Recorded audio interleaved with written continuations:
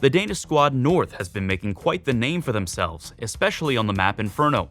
One of the reasons for their newfound success specifically on this map is a return to a more structured T-side, which allows them to make adjustments to their set executes round after round.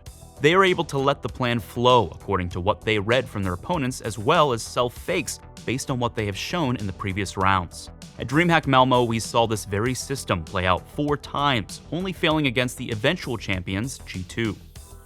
The basic idea behind North's setup on Inferno is to send 2 players to take banana control. While that's going on, 2 other players establish a presence at mid under cover of flashes and smokes.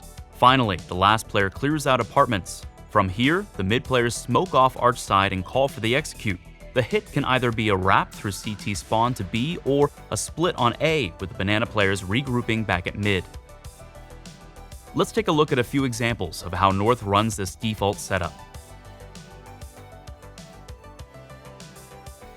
At the group stage of Malmo, North met up with Cloud9 on Inferno. On round 9, both teams are on a full buy.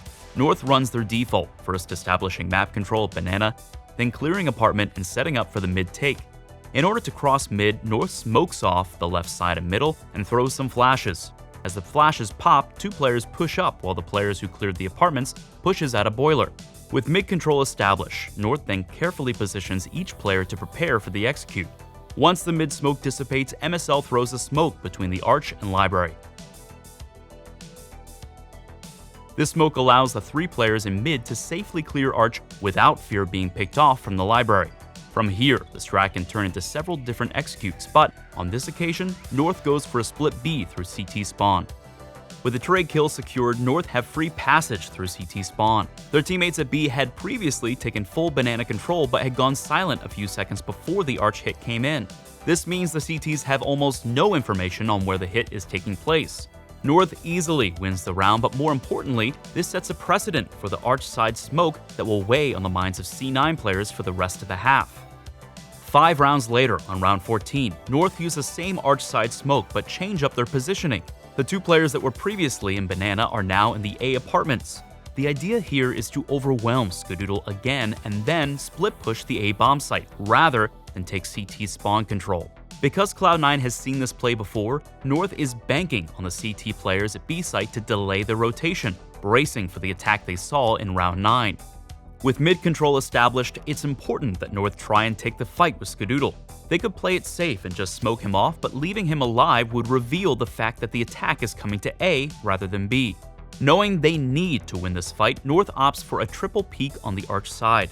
Unfortunately, North bunches too close together, giving Ska an easy double kill, allowing him to get away.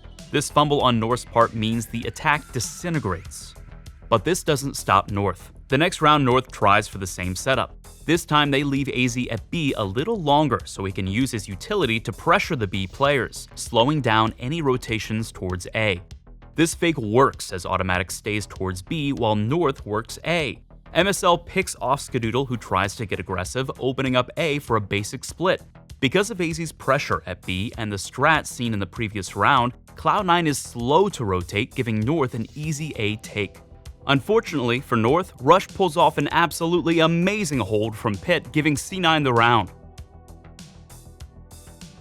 While North ended up losing both rounds 14 and 15, it's safe to say that this wasn't a result of the execute, but rather Ska and Rush hitting insane shots. We can see instances of this execute working late in the half versus SK. In round 14, North takes map control like they did in the game versus Cloud9. Once North is up mid, they triple peek the CT who is playing by Arch.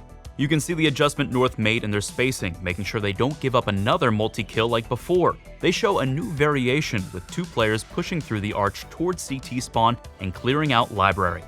Meanwhile, AZ walks through the arch side smoke facing towards Pit, helping clear the A site. This variation makes it even harder for the CT side to know which site the hit is coming to, as even with North pushing into CT spawn, they still double back to A.